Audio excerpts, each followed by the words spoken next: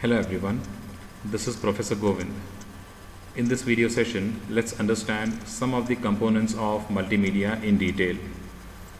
In our previous video, we understood what multimedia is. We had our discussion on advantages and limitations of multimedia, and also we discussed about applications of multimedia. Applications in the sense we understood in what all sections multimedia can be used. Like for example, multimedia can be used in the sector of education, multimedia can be used in business, multimedia can be used in the field of advertisement, multimedia also can be used in medical research, in scientific research, in engineering, and many more sectors. Name a field, name a sector, and we have a usage of multimedia in that particular sector. We discussed about all these topics in our previous video. From this video session, let's understand in detail some of these components. Let me remind you that multimedia is a combination of audio, video, text, graphics, and animation. These are the 5 basic components of multimedia element.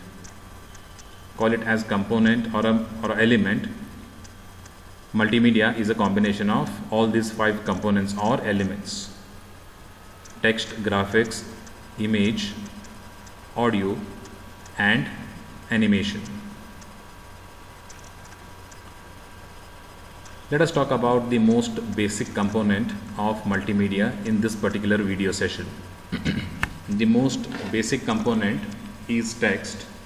Text is the most basic as well as the most easiest component, but it is the most important component as well. Though it is the most basic one, but is the most important component as well. Text is a combination of characters. By characters we mean alphabets, numbers, as well as special symbols.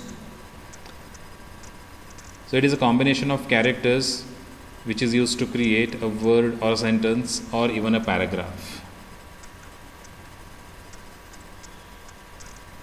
Text plays very important role in serving the message, or conveying the message. If you are designing any multimedia tool or multimedia application, text plays very important role in conveying your message, conveying your ideas or presentation to the external world, to the viewers. So it is very important as a designer of multimedia to understand how text can be used in multimedia, what kind of text is to be used, how the content or various set of information can be displayed. Because even in text we have various patterns, even in text we have various formats. According to our requirement, according to the content that is being displayed, we'll have to select a proper pattern and we'll have to select a proper format of the text. Like for example, different fonts can be used, different font faces or font styles can be used, different font sizes can be used. And when you talk about a text, there are basically 2 categories of text available. One is called a static text and the other one is called a hypertext. Static text, as the name itself indicates, is the text or the series of words that remains static, which generally is used for headings. The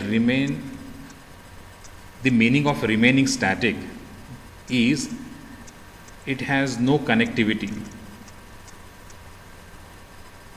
As in the second case, as in the second category, that is called hypertext, when a user or a viewer clicks on a particular text, it opens the other image or the other file. That is called a hypertext.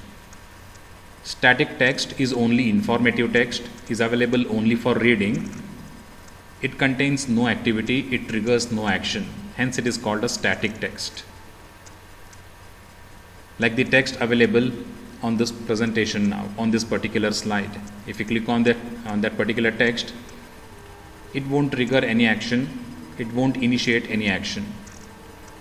Whereas in the other case called hypertext, when user clicks on a particular text segment, a particular word or a sentence, it initiates some action. Like for example, it may open a particular image which is connected with that particular text. It may open a website called google.com which is connected to that particular sentence or the word. So hypertext is the one which has connectivity, whereas static text is the one which is available only for reading, is an informative text. And also while using text as a multimedia designer, you will have to understand which file format you are using, because there are different text formats available. As you can type your text in different editors, there are different text formats available. Like we can have RTF. .rtf stands for rich text format. We can use .pdf. We can use .docx, which is generally used in MS Word. So there are different editors available.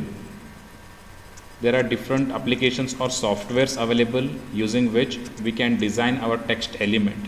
We can create or we can prepare our text element, and according to the application used, we will have the outcome, we will have the pattern of the text or the format of the text.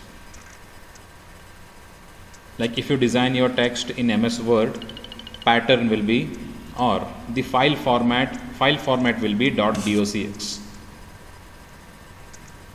If you design it in Notepad, the file format will be .txt. So there are different file formats available.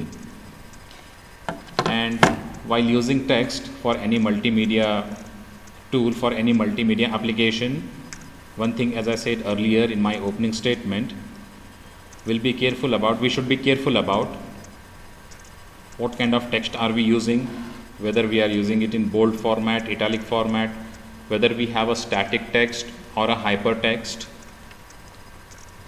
So all these parameters we'll have to decide and we'll have to work with. So text plays very important role. Text serves the most basic element of a multimedia to convey information, to convey ideas to the viewer, to the reader. So this is about the first component of multimedia called text. In our next video, we'll discuss about image as well as sound files. Thank you everyone.